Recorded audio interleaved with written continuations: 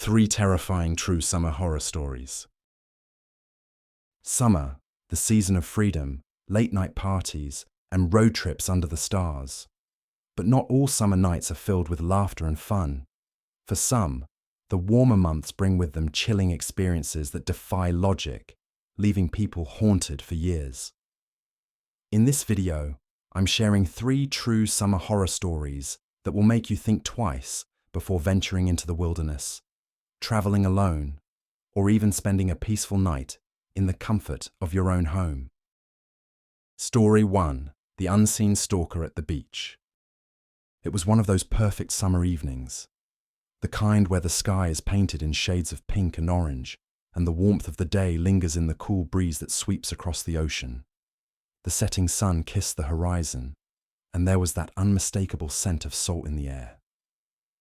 My friends and I had planned this for weeks, a night at the beach, complete with a bonfire, music, and a few drinks. The tide was low, and the whole beach was ours, stretching out in front of us like an endless expanse of sand and water. We were a small group, just me, my 2 closest friends, Sarah and Tom, and we were ready to relax.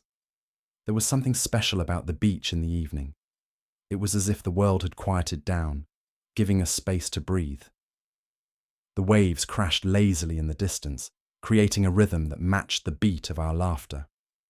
We set up our campfire, cracked open the beers, and talked about everything and nothing. It was supposed to be a normal, relaxing night. No worries. Just us and the ocean. But as the night deepened, a strange tension started to settle in. At first, I thought it was just the effect of the alcohol, the darkness, and the isolation. But I couldn't shake the feeling that something was wrong. The beach, normally a place where we felt safe and at ease, began to feel like a place that had forgotten its purpose. The wind shifted, and with it came an odd quietness, a stillness that made my skin crawl. The waves still crashed, but the sound felt muffled, distant. I tried to brush off the feeling. Tom and Sarah were still laughing, not a care in the world. But I couldn't ignore the way the darkness around us seemed to creep just a little too close. I told myself I was being paranoid, that it was just my mind playing tricks on me. But then something happened. Footsteps. The sound came from behind us, soft at first, then unmistakable as they grew louder. 3 pairs of eyes turned at once. My heart skipped a beat. Tom and Sarah didn't seem to notice at first, but I was frozen in place. The footsteps continued, slow and deliberate, crunching the sand, but when we turned to look, there was nothing there. Not a person in sight. The beach stretched out empty behind us, the firelight casting long shadows, but no one was there. Probably just the wind, Tom said, half-heartedly trying to sound reassuring. I wanted to believe him, but something deep in my gut told me this wasn't right. I stood up and scanned the beach, but the darkness had swallowed everything. The thought that it might just be an animal crossed my mind, but I couldn't shake the sense that we were being watched. I sat back down, trying to ignore the rising unease in my chest. As the night wore on, the wind picked up. The fire crackled louder, and we drank more, trying to fill the silence, trying to shake the unsettling feeling that clung to us. But then, as the air grew colder and the fire burned lower, I saw him. It wasn't much at first, a dark figure standing at the edge of the trees, just beyond the firelight. At first, I thought it might have been a shadow from the trees or a trick of the light. But then I saw him again, his form solid and unmoving, just watching us. His face was hidden in the shadows, his body barely visible against the dark woods, but the feeling of his gaze hit me like a wave. My skin prickled, and I felt an overwhelming sense of dread wash over me. I looked around at Tom and Sarah, but neither of them had noticed. They were too busy talking, too wrapped up in their own world. I couldn't look away. My heart pounded in my chest, and the air around me seemed to grow thick, suffocating. It wasn't just that someone was out there, it was the certainty that this person wasn't supposed to be here, that they were waiting, watching. I couldn't explain it, But everything about this moment felt wrong. "Do you see that?" I finally asked, my voice shaking. "What? Where?" Sarah asked, glancing around. She squinted into the darkness. "You mean the trees?" I nodded, but even as I did, the figure was gone. One moment, I had seen him clearly, standing motionless in the shadows. The next, he had disappeared into the night, swallowed by the dark forest. My stomach churned. "Let's go," I said, my voice stronger now. I tried to hide the panic that was bubbling inside, but it was hard. "Now, we need to leave." We didn't question it. We packed up quickly, gathering our things in silence, the unease building with every second. The crackling of the fire seemed too loud now, too harsh, and the walk back to the car felt endless. The sand beneath my feet felt foreign, like it was pushing me away. We moved quickly, walking in a hurried pace that didn't seem to match the calm of the night, but none of us spoke a word. We didn't need to. The feeling that something was following us, something in the shadows, was undeniable. When we finally reached the parking lot, we breathed a collective sigh of relief. But even as I sat in the car, I couldn't shake the feeling that I hadn't escaped, that whatever had been out there was still out there, waiting for us to return. The next few weeks felt like an eternity. The memory of that night, that figure, haunted me. Every time I passed that same stretch of beach, I felt the chill, the tightening in my chest. It was like the air there was different, heavier, and I could almost hear those footsteps behind me, even though there was no one there. A month later, I found myself back in the area. I had been avoiding it, but a part of me felt like I needed to face it, to understand what had happened. It was a clear, warm afternoon, and the beach looked so normal, so peaceful in the daylight. I walked along the edge of the sand, trying to shake the fear that had taken root. But as I reached the spot where we had set up the fire that night, I froze. There, just beneath the edge of the trees, was the same figure. But this time, he wasn't standing still. He was walking toward me, slowly, deliberately, his face still hidden in the shadows. I didn't wait to see more. I turned on my heel and ran, sprinting back to my car. I could hear footsteps behind me again, matching my pace, drawing closer with every step. The ground beneath my feet felt like it was shifting, as if the beach itself was swallowing me whole. I reached the car and slammed the door shut, locking it, and as I sped away, I glanced in the rearview mirror. Nothing. No one. But I knew. He was out there, waiting for me to return, and no matter how far I ran, I knew I would never feel safe again. Story 2. The ghostly hitchhiker on Route 66. A few years ago, my cousin James went on a road trip with a few of his buddies.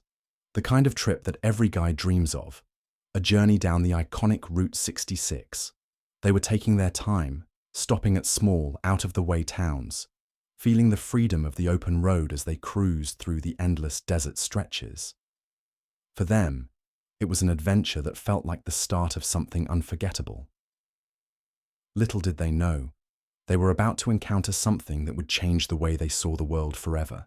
It was late afternoon, and the sun was beginning to set, casting an orange glow over the long, dusty roads.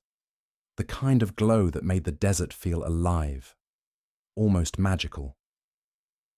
The heat of the day still hung in the air, but the cool of night was beginning to creep in, as though the land itself was exhaling.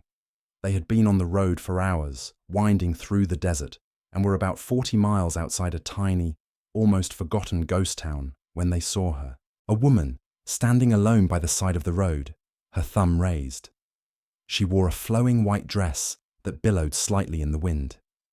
James's first thought was that it looked like something straight out of a horror movie, a scene from an old ghost story. But there she was, in the middle of nowhere, with nothing but the empty desert surrounding her. James and his friends exchanged uncertain glances. They were all a little tired from the long drive, and didn't want to leave anyone stranded in the desert, especially as the sun was dipping lower. They weren't in a rush, and they figured they could help. It was a poor decision, one they would later regret. But at the time, it seemed harmless enough. They slowed down, pulled over, and asked the woman if she needed a ride. Without a word, she climbed into the car, settling in beside James in the front passenger seat. The moment she entered, the atmosphere in the car shifted. The air seemed to grow colder. James glanced at the AC, but it was off. He could even see his breath misting in front of him, despite the fact that the night hadn't fully settled in. The temperature inside the car had dropped drastically, yet no one acknowledged it at first. It wasn't until the woman remained eerily silent, staring out the window with a faint smile, that James began to feel a deep sense of unease. At first, they tried to make small talk. They asked her where she was headed, if she needed anything, but she didn't respond. Not a word, not even a glance. Her eyes were fixed on the world outside, her face expressionless except for that strange, unsettling smile. It felt like she wasn't really there with them, like she was somewhere else entirely, just a hollow shell occupying the space. James's friends were also uncomfortable, but no one said anything. The longer they drove, the heavier the silence felt. 20 minutes passed. It felt longer. The quiet in the car was unbearable, the only sound being the hum of the tires on the road. But then, the strangest thing happened. James's friend, Mark, who was sitting in the back, suddenly spoke up, his voice filled with confusion and disbelief. "Where did she go?" They all turned to look. The woman was no longer there. In a split second, she had vanished from the car. It wasn't like she had just slipped out of the car unnoticed. They were all alert, and the doors hadn't opened. She had disappeared without a trace, as though she had never been there at all. The guys were stunned, trying to make sense of it. "Maybe she slipped out while we weren't looking," one of them suggested. But no one could explain how that would have happened. They had all been paying attention, and the car doors hadn't opened. No sound, no movement, nothing. It was as if she had evaporated into thin air. They pulled over, baffled, and began to retrace their steps. They turned around, hoping to find her again, to make sense of what had just occurred. But there was no sign of the woman. The road ahead was empty, and the desert surrounding them stretched endlessly in both directions. Eventually, they ended up back in the same ghost town they had passed earlier. It was a small, forgotten place, abandoned by most, with little more than crumbling buildings and a few houses left standing. But something pulled them to stop there, an unease that had settled into their bones. They decided to explore the town, to see if they could find anything that would explain what had happened. It wasn't long before they came across an old cemetery at the edge of the town. The gravestones were cracked and weathered, some leaning crookedly, some half buried in the shifting sand. As they walked through the cemetery, they found a headstone with a name that made James's blood run cold. The name on the gravestone was the same as the woman they had picked up, her full name. And underneath, in faded, almost illegible writing, was a chilling date, the date of her death. The date was at least 50 years ago.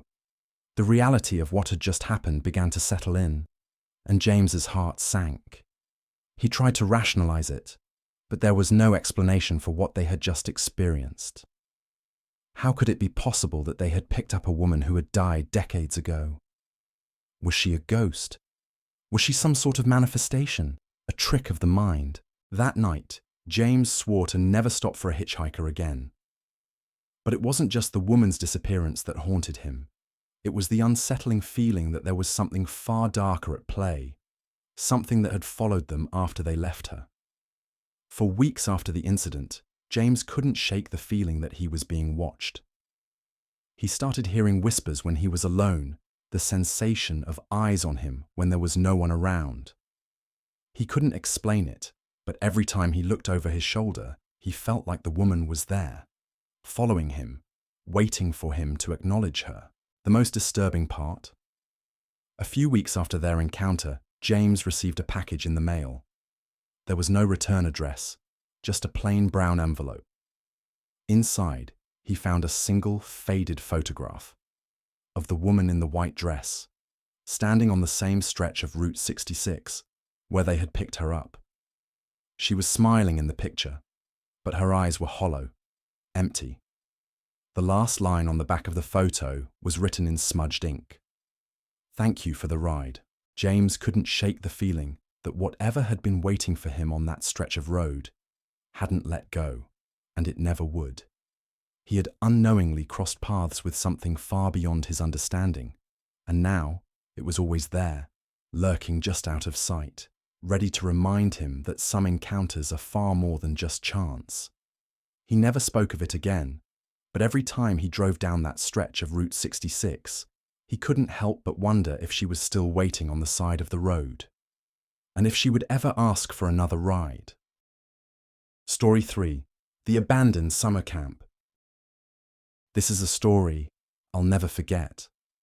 A tale of strange events that started innocently enough, but quickly spiraled into something much darker, something that would haunt us for years. It takes place in the woods of upstate New York, in the kind of remote location where even locals would hesitate to wander. There, nestled on the outskirts of the forest, sat an old, abandoned summer camp. The kind of place where kids once played, swam, and made memories, but not anymore. For years, the camp had been left to rot in the wilds of the forest, closed down under mysterious circumstances that no one seemed to fully understand. It all started with my friend Natalie. She was always the curious one, the kind of person who thrived on adventure, seeking out the unknown. She had heard rumors about the camp for years, the stories about strange disappearances, the inexplicable noises that came from the woods at night, and the whispers of paranormal activity that lingered like a fog in the nearby town. But none of it scared Natalie. If anything, it fascinated her. She was determined to explore the camp, to uncover its secrets. One summer evening, she managed to gather a small group of us to join her. There were 4 of us in total: Natalie, myself, and 2 other friends, Lucas and Kate. We weren't exactly thrilled about it at first, but Natalie's enthusiasm was infectious. "It's just an old camp, right?" she said, laughing. "We'll explore it, have some fun, and maybe even camp out there for the night." We drove for hours, leaving the town behind, until the road narrowed and the trees closed in around us. The air was thick with the scent of pine, and the sun hung low in the sky, casting a golden glow over everything. By the time we arrived, it was nearly dusk, and the forest seemed to hum with a strange energy. The camp itself was hidden deep within the trees, a place where even the light from the setting sun barely reached. We parked the car and walked through overgrown paths, the grass and weeds almost overtaking the decaying cabins. The ground was uneven, cracked, and littered with remnants of what once was a faded swing set, broken benches, and long-abandoned playground equipment. It felt like stepping into a forgotten world, but there was something else, something in the air that I couldn't quite place. It was the eerie silence of the place, the way the trees stood still, unmoving, as if they were holding their breath, waiting. We ventured further into the camp, our footsteps crunching the dried leaves beneath us, until we reached one of the old cabins. The wooden structure was warped, and its paint had long since peeled away, leaving the wood exposed to the elements. It looked like something out of a horror movie, desolate, decaying, and forgotten. After a bit of hesitation, we decided to spend the night there. We set up our sleeping bags, lit some candles, and built a small fire in the cabin's old, rusted fireplace. There was a strange comfort in the firelight, but even then, I couldn't shake the feeling that something was off. The air felt heavy, like it was pressing down on us. As the night drew in, the whispers began. They were soft at first, so faint that we almost dismissed them as the wind, or the creaking of the cabin settling. But as the minutes passed, the whispers grew louder, clearer. It wasn't the wind anymore. It sounded like voices, faint but distinct, coming from just outside the cabin. We all froze, eyes wide. At first, we thought it was other people, maybe some other group who had come out here to camp. But the whispers weren't just casual conversation. They were more like low murmurs, occasional laughter, and crying. There was something unsettling in their tone, something that made the hairs on the back of my neck stand on end. "Who's out there?" Lucas whispered, his voice trembling slightly. He stood up and moved toward the door, but we all quickly urged him to sit back down. "There's nobody there," I said, but even I wasn't sure. The whispers grew louder still, as though the voices were moving closer. It wasn't just one or two voices now. It felt like a crowd, too many to be ignored. The sounds seemed to shift, moving between the trees, circling the cabin, but we could see nothing. There were no figures outside, no shadows or movement, just the constant, unnerving whispers. I could feel my heart racing, but Natalie, as brave as ever, was the first to break the silence. "Let's leave. Now," she said, her voice steady but urgent. We all agreed. Fear had taken hold of us. But as we rushed to the door, something happened that none of us expected. The door wouldn't open. I tried the handle, and it was stuck. I pushed and pulled, but it wouldn't budge. Panic set in, and we all scrambled to get the door open. But it was as if someone, was holding it shut. The whispers seemed to grow more frantic, more insistent. I could feel the pressure mounting, the terror that was slowly suffocating us. "Help!" Kate screamed, her voice high and panicked. We shouted, banged on the door, desperate to escape. But no matter what we did, the door stayed locked. I could feel the walls closing in, the air thick with something we couldn't see. We weren't alone. Something was with us. And it wasn't just in our heads. Just when we thought we couldn't take it anymore, the door suddenly flew open. We stumbled outside, our eyes darting around the darkened camp. The firelight from the cabin flickered in the distance, and for a moment, everything seemed calm again. But then we saw them. Shadowy figures. They were standing between the trees, just beyond the reach of the firelight. At first, I thought they were just shadows cast by the branches, but then I saw them move. Slowly. Silently. There were 3 of them, standing still as statues, their faces obscured by the darkness. One of them stepped forward, and I froze in place. My heart seemed to stop. Their movements were unnerving, deliberate, as if they knew exactly what they were doing. I wanted to scream, but no sound escaped my lips. I grabbed Natalie's arm, pulling her back toward the cabin. "We need to go. Now," I said, but we couldn't tear our eyes away from the figures. And then, without warning, the fire went out. The light disappeared in an instant, as though someone, or something, had smothered it. The world around us went dark. We turned and ran, but the footsteps behind us, heavy, deliberate, followed. We didn't stop. We didn't even look back. We ran straight out of the woods and back to the car, never once slowing our pace. When we finally reached the car, breathless and terrified, we got in and slammed the doors shut. None of us spoke a word. The car started with a roar, and we sped away, the headlights illuminating the path ahead. But even as we drove away, I could still feel the weight of those eyes on me. We didn't return to that camp. Not ever. None of us could forget the shadowy figures, or the way the darkness had swallowed us whole. The whispers. The feeling of being watched, of being hunted. That night changed something in all of us. Something deep inside, something that couldn't be explained.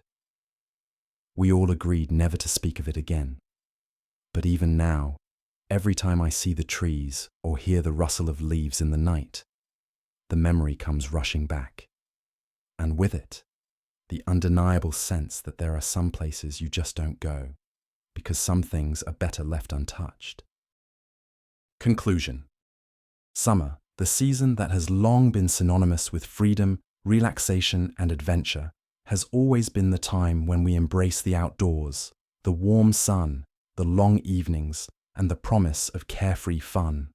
For most of us, it's the season that brings us memories of road trips, beach days, camping under the stars, and late-night laughter. It's a time when life seems lighter and the weight of the world feels a little easier to bear. But what if summer, instead of being purely a time of joy and serenity, also brings with it a darker side?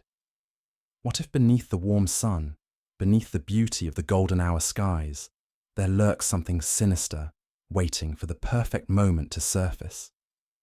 The stories we've explored here remind us that even in the most idyllic settings, darkness can hide in the corners, and it can strike when we least expect it. The 3 stories we've encountered, stories of eerie encounters on deserted beaches, ghostly hitchhikers, and mysterious abandoned summer camps, are more than just tales meant to scare us. They carry with them lessons that reach beyond the pages of fiction or the shuddering thrill of horror. These narratives serve as a chilling reminder of the delicate balance between what we can see and what remains hidden, between the familiar and the unknown. They remind us that we live in a world full of unpredictable forces, and that even the most ordinary of experiences can take a sharp, terrifying turn without warning. In The Unseen Stalker at the Beach, the sense of isolation was palpable. What started as a peaceful night around a bonfire on the beach soon transformed into a harrowing experience, where something, or someone, unseen was watching from the darkness. The lesson here is clear. Sometimes, the greatest dangers are the ones that exist not in what we can see, but in what we cannot. The feeling of being watched, the feeling of an unseen presence lurking just out of sight, taps into something primal in all of us, the need to feel safe and secure. We often trust the world around us to remain predictable, but stories like these serve as a reminder that the world isn't always what it seems. Our greatest fears may not be of tangible threats, but of the unknown, the things we can't see but feel creeping up behind us, quietly waiting. In The Ghostly Hitchhiker on Route 66, the thrill of a road trip down one of the most famous highways in America turned into a chilling encounter with a woman who seemed to exist out of time. The fear wasn't just in the disappearance of the woman, but in the unnerving feeling of encountering something that shouldn't be possible, something that defied logic and explanation. In this story, we're reminded that the world around us isn't always as it seems, and there are forces, whether supernatural, psychological, or perhaps just too strange to explain, that lie beyond our understanding. It's a story about the fragility of what we consider normal, and a reminder that the line between reality and the unknown can sometimes blur in the most unexpected ways. Our minds often dismiss things that defy reason, but what if the world's mysteries are only waiting for us to confront them? And then there's the haunting experience of the abandoned summer camp. This story, which takes place in an eerie, forgotten camp deep in the woods, highlights the sense of unease that comes when we venture into places long abandoned by time and people. The sudden feeling of being trapped, cut off from the outside world, isolated in a cabin with no way out, taps into our deepest fears of vulnerability. The shadowy figures, the whispers, the relentless pull of the unknown. These elements are all symbols of a haunting truth we tend to ignore. There are places in the world, both physical and metaphorical, that we should avoid. Sometimes the places we feel drawn to are the very ones we should be afraid of. The lesson here isn't just to beware of ghostly figures, but to heed the warnings our instincts give us. Not all adventures are worth taking, and not all paths should be followed. When we step back from these stories, there's an important theme that emerges, a theme that transcends the fear and the eeriness. It's about the human desire for control and the way our perceptions of the world can be shattered in an instant.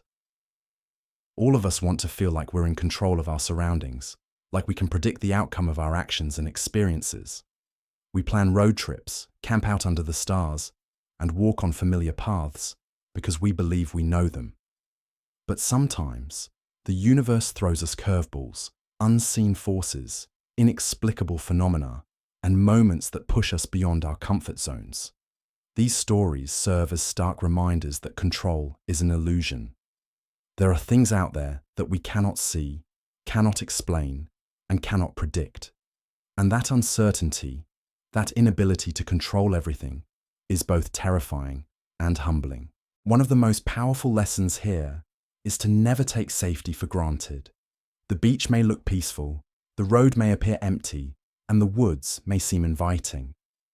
But beneath the surface, things aren't always as they seem. In the rush of daily life, we often ignore our intuition, dismissing that nagging feeling that something isn't quite right. But these stories show us that it's precisely that intuition, that gut feeling, that can be our greatest ally in moments of danger. Our instincts are there for a reason. They've been honed over centuries to help us survive, to protect us from the unseen threats in the world. Trusting them can be the difference between life and death, or at the very least, between facing something terrifying and walking away unharmed. Moreover, these stories highlight something even deeper, the impact they leave long after the moment has passed. The characters in these tales didn't just face physical danger, they faced an emotional and psychological toll that lingered with them. The fear they felt didn't disappear with the sunrise. It followed them, shaping their actions, their thoughts, and their sense of security. The lingering effects of terror can change the way we view the world. It can make us question what we know to be true, and it can instill a lasting sense of unease that's difficult to shake. For some, it may even be something they carry for the rest of their lives. So, what can we take away from these stories? What can we learn from these terrifying encounters? First and foremost, we learn the importance of caution. Not all adventures are worth pursuing, and not all paths should be followed, no matter how alluring they seem. We learn the value of trusting our instincts, of listening to that quiet voice in the back of our minds that tells us when something is wrong. And we learn that the scariest things aren't always the ones we see. They're the ones we feel creeping up behind us, hidden in the shadows. Sometimes, the most terrifying part of any journey isn't the destination, but the feeling that something or someone is watching and waiting for us to make a mistake. Summer may be the season of freedom and exploration, but it's also a reminder that the world is full of mysteries and dangers that we cannot always understand. In the end, these stories are not just about fear, they're about the unknown. They're about learning to face the darkness, trusting our instincts, and remembering that sometimes the scariest things in life are the ones we can't control. So, the next time you head out for a summer adventure, whether it's a late-night drive, a hike through the woods, or a quiet evening on the beach, remember that the world is full of mysteries, and not everything is as safe as it seems. Listen to your instincts, trust your gut, and remember, sometimes the scariest things are the ones that can't be seen, only felt.